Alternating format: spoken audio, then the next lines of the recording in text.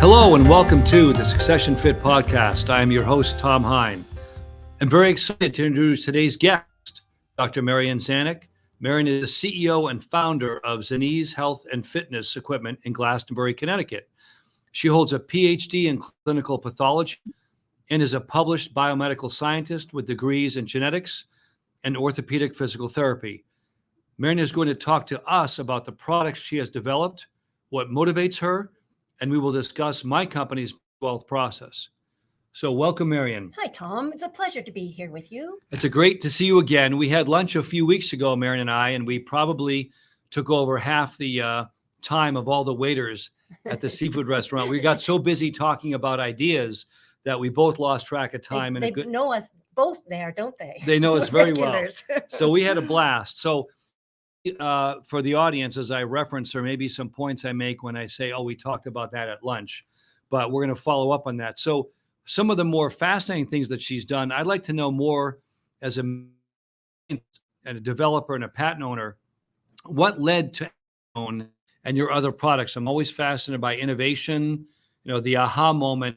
And so lead me through, as we talked a bit at lunch before, about that process. Oh, yes. Thanks for this question. I remember my aha moment exactly. I was out in the forest, actually, of this Connecticut forest. But before embarking upon these development projects, I worked as a medical device consultant with orthopedic and neurosurgeons and their patients in the area of musculoskeletal recovery, post-injury, post-surgery, helping them to recover from contractures and tissue tightness. And it was then that I recognized there really was no orthopedic appliance as specifically designed as ankle stone to relieve foot and ankle pain, nor was there the tools to support resistance training and independent injury recovery. Okay. And so I set about answering that vital need. And after years of development and design, patents, promotion, and some investment, the result is Ankle Stone, as well as our other products, Bedrock Mobility Mat and Willow Workstation. So when you had launched, Ankle Stone was your first process there. Give me a sense of what it was like. So you were obviously breaking new ground at that time, right? Making new connections. What was some of the biggest hurdles you recall in getting Ankle Stone itself, whether it was operational, whether it was connections made, whether it was acceptance by the marketplace? Give me a sense of what that was like. I find that commercialization, translation to a commercial product into the marketplace can be done if initially the world accepts what you are doing. You will sense positive feedback, yes or no. And it allows you to keep going, to believe that this is a good idea. Oh, this can be done. This brings value to the world or to my immediate world, whatever it might be. Okay. And that positivity can be a rhythm that you can then follow. And then it's simply actions. Okay. Actions upon actions that lead you to executive function and to delivery of an end result of being able to manufacture a product and provide a global solution. So the resistance that I would have found really is in somebody's own methods or ability to go out into the world. Okay. I found the world receptive. Here in Connecticut, being located between New York City and Boston, I was able to promote my ideas and my products with positive reception. Right. And so I found hurdles being financial. Yeah. Or negatives in just the numbers of it. But if you pursue, you can get there. Right. So the initial motivation for all of us as entrepreneurs gives us the energy, the drive to overcome those hurdles.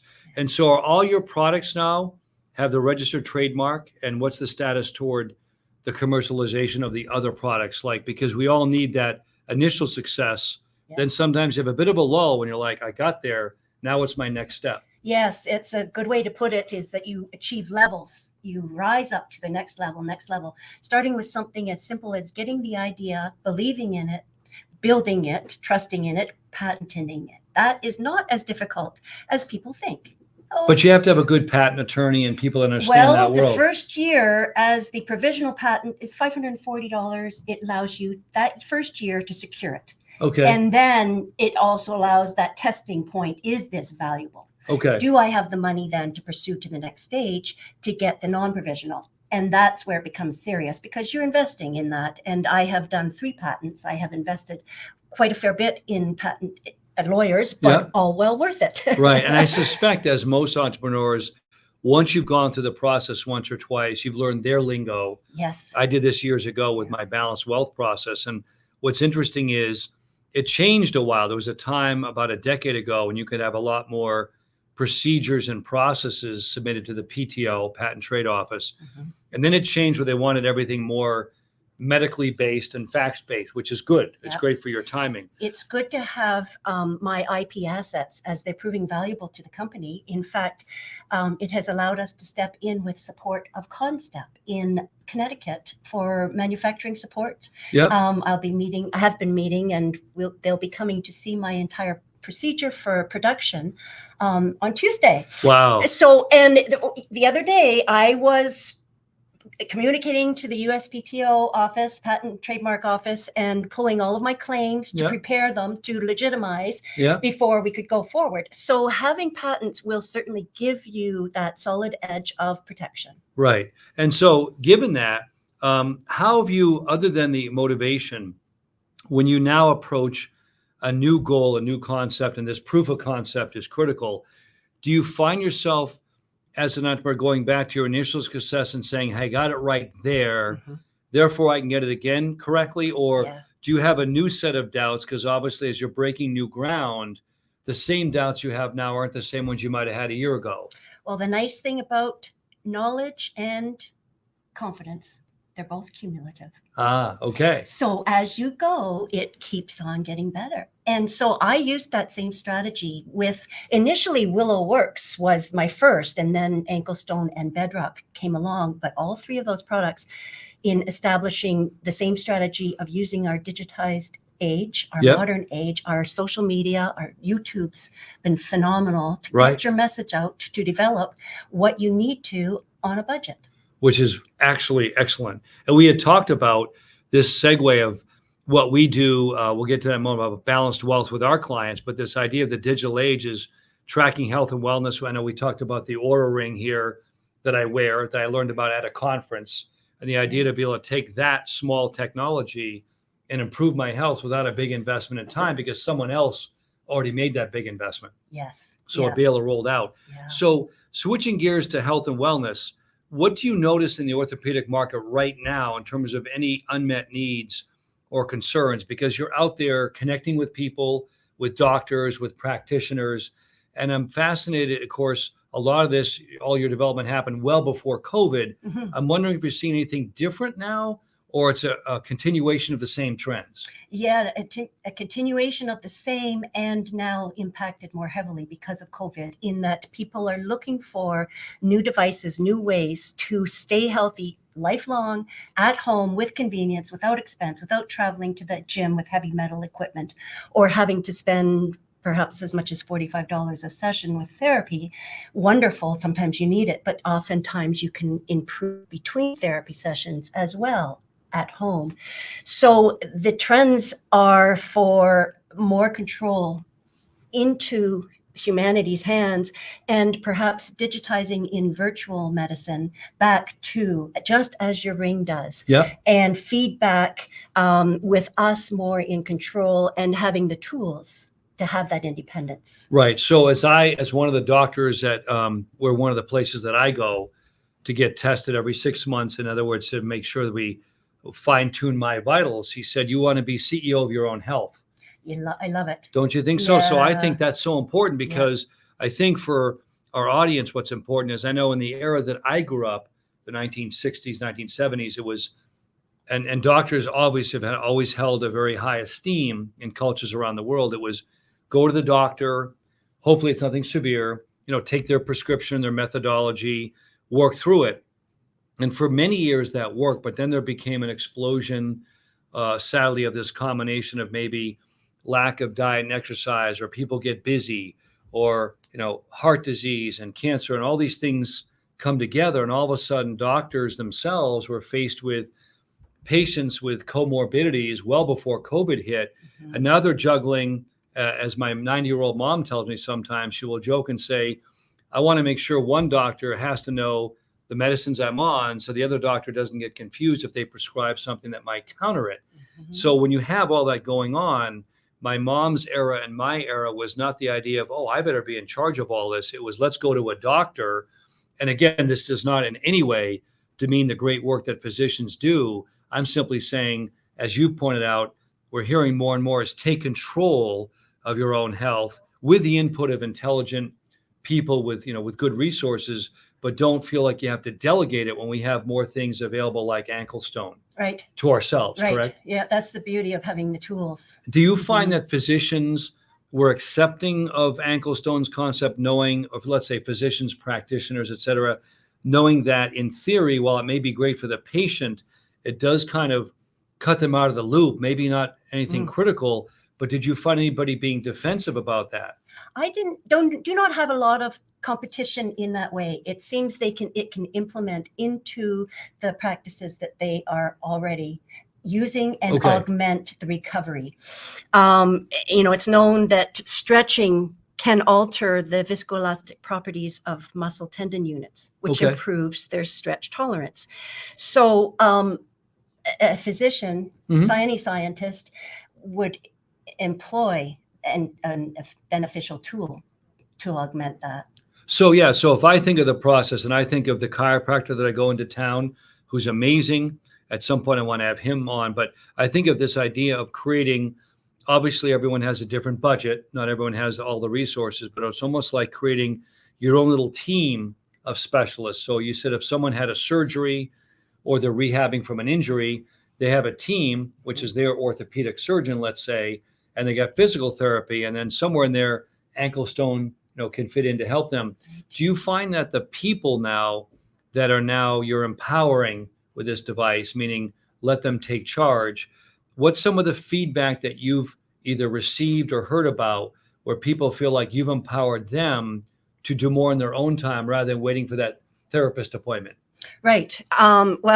We've had a lot of feedback in knowing that 8 out of 10 adults worldwide suffering from some form of foot and ankle condition. Wow. And we are targeting the market of the pro athletes, the strength and conditioning coaches and trainers, because ankle stone really can improve. When you think about individual sports, for instance, soccer, the foot is forced to endure fast starts and stops, pivots, thrusts, and fast accelerations, and it's prone to injury over and over and over. So within the sports that we are targeting, which includes baseball, football, volleyball, gymnastics and dance, and hockey, and about 14 division, because it is needed in all of those areas. This orthopedic appliance is being welcomed. Right. And I can imagine, just throwing my 2 cents in on martial arts, which I've studied for 40 years, when we would go get ready for the world tournaments, we typically would train about 6 months before you would do your heavy training. So think of it like almost like the half end of a bell curve, is you actually do your heaviest training months before, because when you do that heavier training, you often might experience tissue damage, swelling, whatever. And then you actually, this was counterintuitive when I was a brown belt or a black belt, about a few weeks before, you actually decrease your training for these tournaments, not because you're not excited about them. Your body needs a rest from the several months you put it through. And ideally, you don't want to go that heavy a few weeks before, because that's where injury can happen. Your body can only take so many months of high intensity. Right. There's a science to it. Yeah. It really is. And these performance coaches know what they are talking about doing with the top athletes and amateurs, and then the high school level, all of the millions and millions of people that need to maintain, to condition, to always keep their feet and ankles flexible, strong. After all, there's 33 joints, 26 bones, and hundreds of ligaments, tendons, and muscles in the feet and ankles. It's amazing. Complex as anything, and it bears our weight bravely with every step we take. Right. And think about all the things daily. And I was reminded of this when I went to the chiropractor to do some adjustments for me. He said, because we don't think about it as we age. He goes, but every day you're getting in your car and staying for a while. So those muscles are locked in. You're driving, you're thinking, I'm just focusing on the road.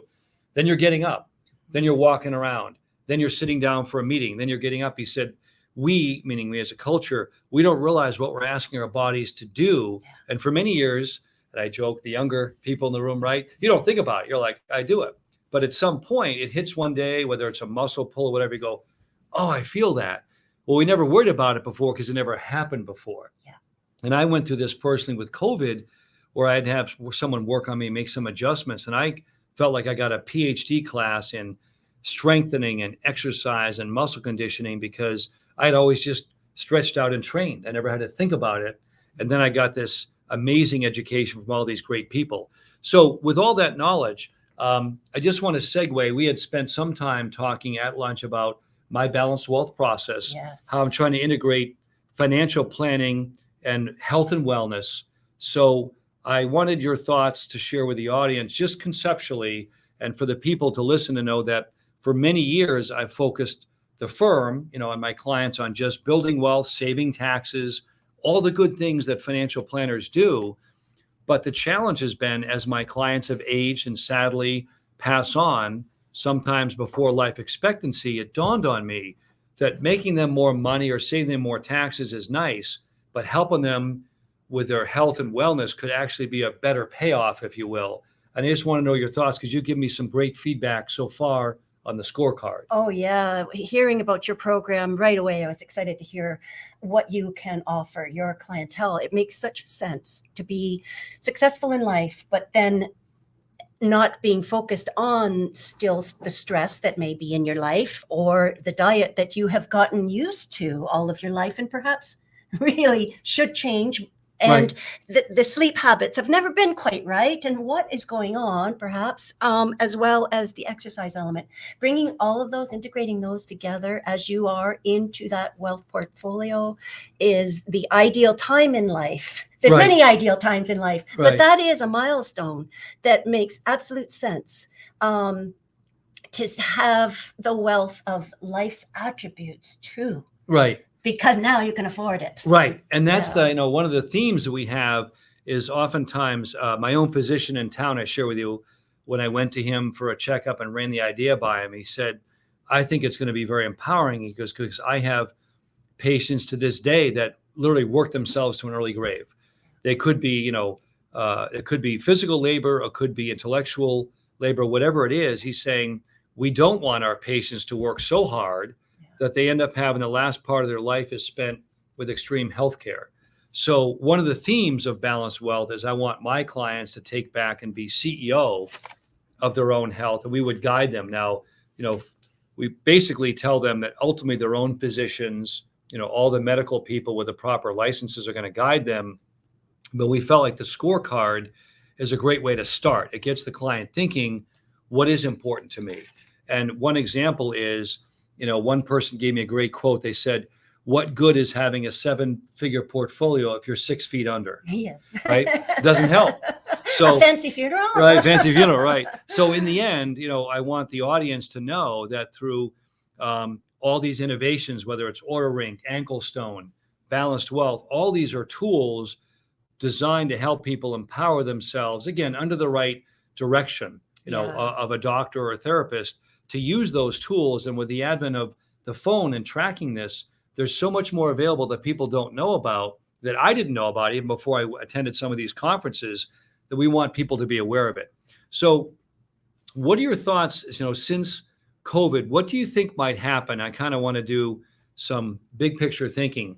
Do you think and again, this is country by country, everyone had slightly different experiences and time frames and different COVID waves, but do you think that as a result of living through COVID around the world, that people will have an enhanced view toward maybe health and wellness? I know it's too early to say. I'm just wondering from your perch if absolutely you think so. I do. Many new ideals that we're focusing on, such as how to cope with aloneness, not loneliness, but aloneness. That's something new. Yep. And now we are not maintaining the health that we're maintaining our health in different ways. Okay. It is different. So I think that going forth, we've gained a lot of benefits from this. This has really made us pay attention to the priorities, Right. and many changes that needed to happen.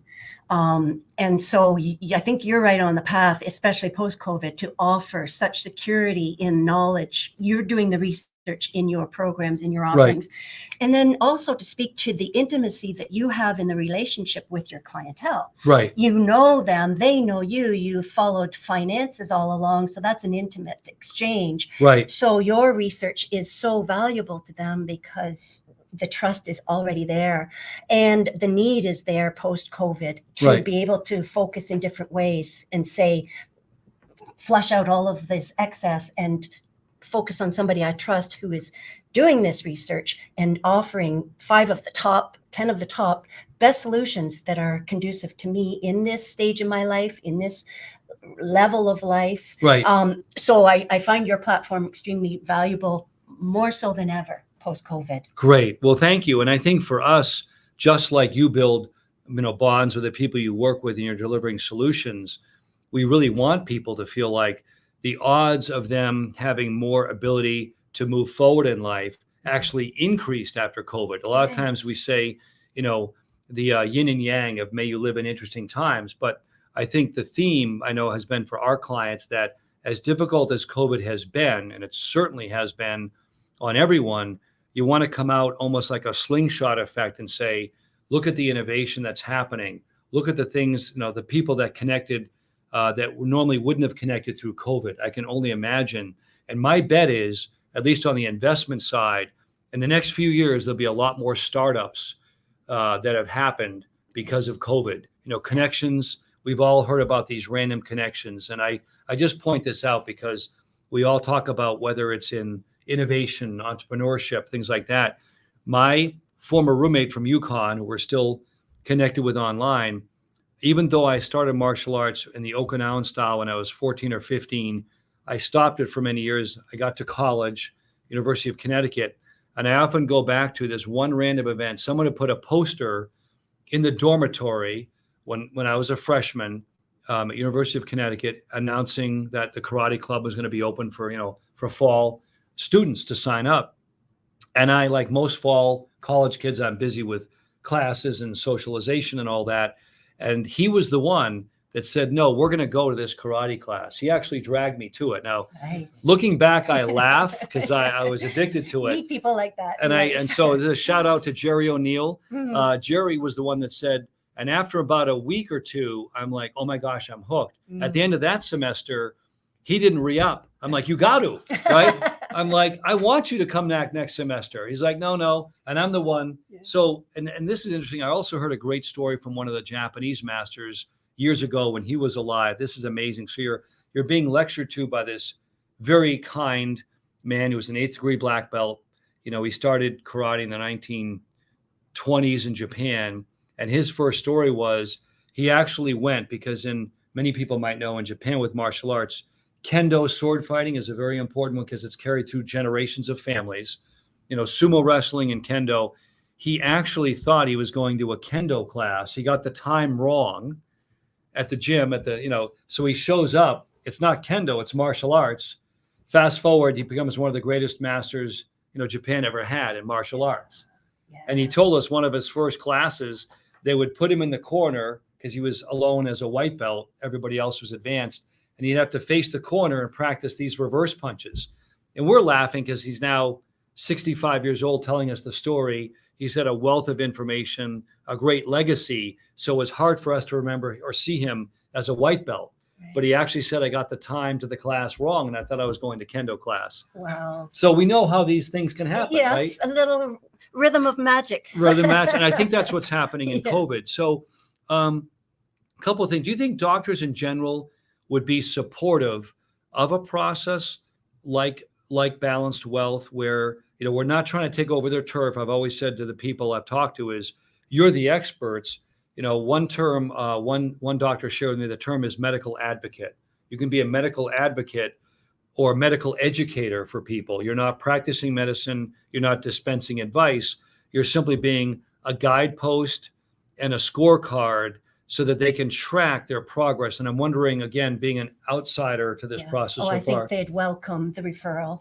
That's really all it is. It's straight back to them, and no competition. And you're certainly not presenting as the medical grounds. Right. And that's what we also do with our products. If you need medical attention, you seek that first. Right. And then when you are approved for that, you transition to ankle stone therapy. Right. So always being aware of the importance of all of the network, pieces of the network. Right. I think they would be very agreeable, open to it. So the next phase, where do you see orthopedics going? If you had someone had said to you 5 or 10 years ago, did you think it'd be here?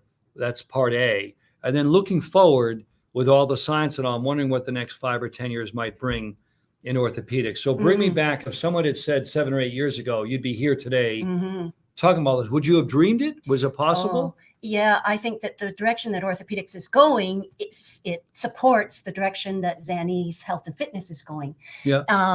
In the year 2030, there is to be a 600% increase in the number of total knee replacements. Wow. So 600%. Obesity and the aging population. Wow. And I have worked with those patients. They have the contractures in the knee and they cannot recover until they get the knee full range. Again, not being competition to the surgeons, but being a very effective tool to help in the recovery. So orthopedics increase is going to go hand in hand with the innovative solutions that people need, such as this, not a trend, but it really is having the independent mobility equipment, such as ankle stone bedrock, which is a very interesting piece of ours, a product of ours that allows, it has levels and handles and footholds, and it allows free independent movement to recover musculoskeletal, full range, full function, as if you have your shoulder being held by a therapist. Or really? So you can stabilize one part of the body and then move to target in condition the part that needs it. The joint that needs it. Every part of the body can be targeted with this. So having something like that is just going to be a blessing to the orthopedic community, I think, from clinicians to patients. So would they need on those devices that you're developing, are there, obviously there's training, are there, videos? In other words, the creators of it, what you have because you're getting input from the practitioners anyway. But at some point you have this working model, this beta thing. Do you find that the training is necessary, or it's more intuitive because people in that space, they know how the body works already? Very intuitive. Ankle stone, I have here, right here in your studio. And I've had people use it without me saying a word. Really? They just know. I once at a restaurant with lunch, and it was on the table at a meeting, and the waiter came over. So it was a side dish for lunch. This guy came over, and the waiter, he says, ankle stone, do you know how much problem I have in my feet? How much pain are in my feet, right? This stretches my feet, right? He grabs it, puts it on the ground, and I just watched, fascinated, and thought, look at that. So they know. He puts his foot on, and he's stretched in all directions. And that's fascinating. Another nice feature of the second product, Bedrock, it is in front of somebody in South Africa. He's a bigwig with pro sports. He has endorsements for pro athletes, and he sees them along all the ways with new opportunities. And he saw Bedrock, and I started to explain to him, and he said, oh no, just stop. You don't need to say another word. I get it. All from the YouTube video. Okay. So yes, intuitive. Yeah. Although it comes with, of course, nice descriptions, but it's straightforward, not rocket science. Right. It's very easy. It's just that it has never been in the world before. It's not, the tool has never been available. People have had to use their door frame. Well, that holds up a house. Or they have to use their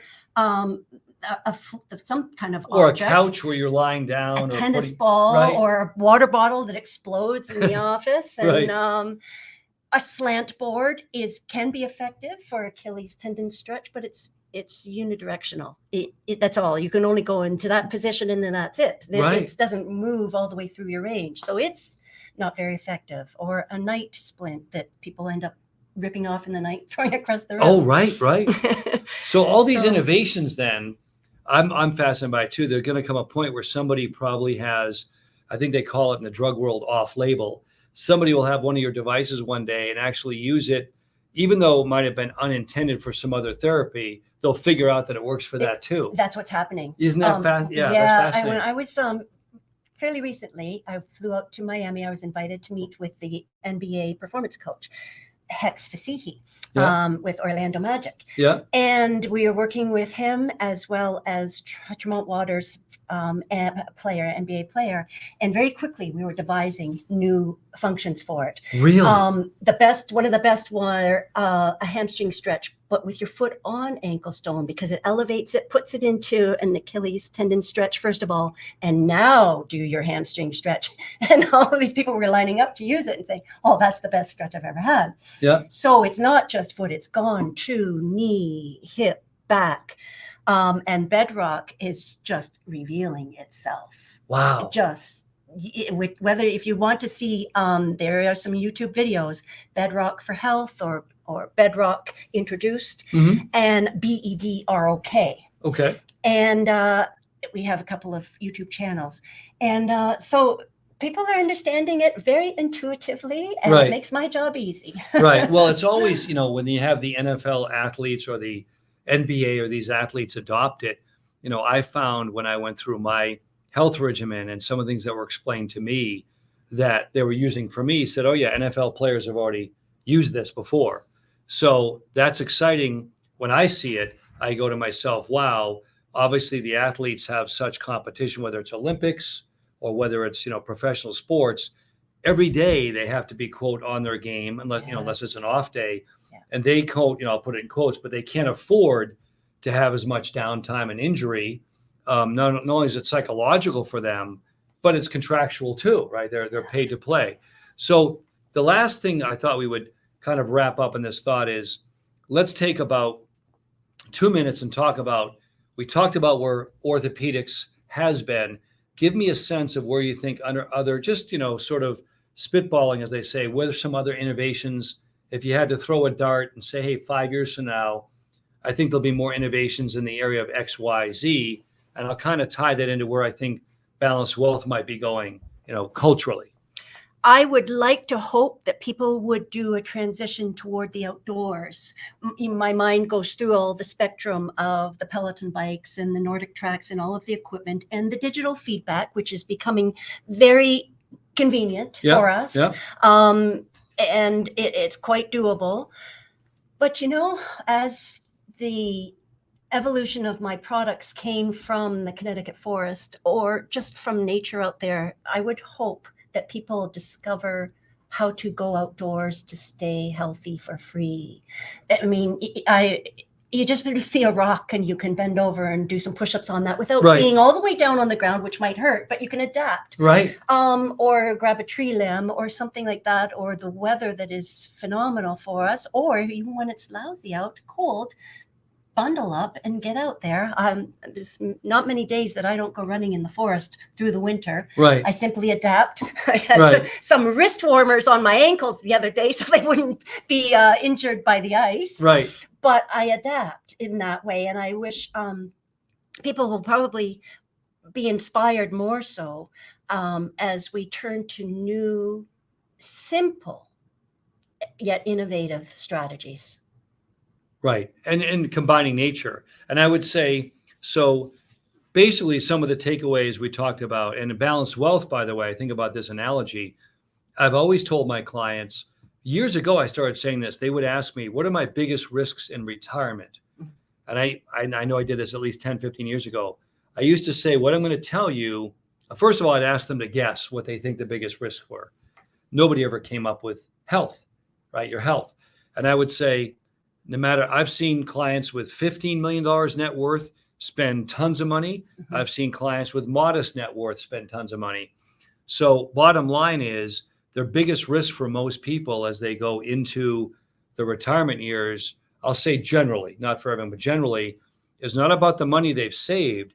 It's about keeping their health and wellness going, because it's no good to have all this money and then spend all of it back with doctor's visits and all the things. Not that you shouldn't do it, but I'm saying it's no fun. Yes. So one analogy someone told me once, imagine being on a 2-week cruise and running out of money after 7 days. It's no fun. Yeah. So you want your lifespan and your wealth span to equal each other. Yes. And the mental health that goes along with the physical health, maintaining the happiness, not waiting until some phase in your life to give yourself permission to be happy. There we go. Just be happy now, and even almost force yourself in a way. But back to that nature, I'll often scold my kids. Oh, just go out for a walk. You'll come back feeling like $1 million. And they always do. Right. Again, something so simple on a daily basis that you do for yourself and just keep yourself happy and healthy to maintain. It all coincides, the mental with the physical health and the outlook on life.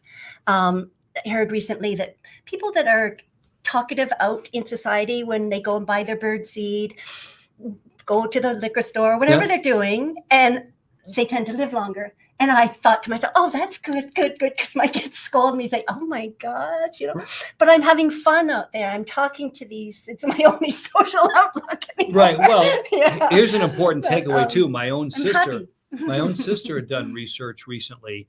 I forget the name of the book. I'm going to ask her, but she had read where her research led her that the people who they've studied the brains of people who are spiritual, not denomination of one religion, just spiritual. No, yes. And their brains, and I'll get the name of the book for the next spot, but their brains are actually wired differently than those that maybe have a more dour, negative, sort of dim view of life. So I think it's supported by science. But let's, for those of us listening, how could people get in touch with you with all of the great ideas you have? I'd like to make sure you let the audience know how they can reach out to you. So go ahead and let us know the contact information. Anklestone.com is our website, and very exciting to announce that we are releasing a brand new website within about 7 to 10 days. Okay. It's just testing now, and it is phenomenal. It's complex in that it offers diagnostic versus sport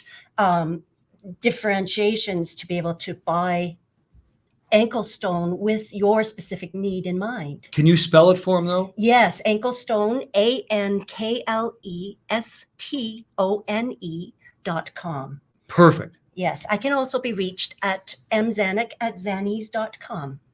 Excellent. Well, Dr. Marien Zanyk, thank you so much. And until next time, we'll be talking about other ideas in health and wellness on the Succession Fit podcast. But thank you all for joining us. And Marien, I wish you continued good luck in your innovation. And we'll have another lunch in a few months at the same seafood restaurant, but we'll have 2 tables blocked off for all the things we'll discuss. Wonderful. Thank you, Tom. Thank you very much.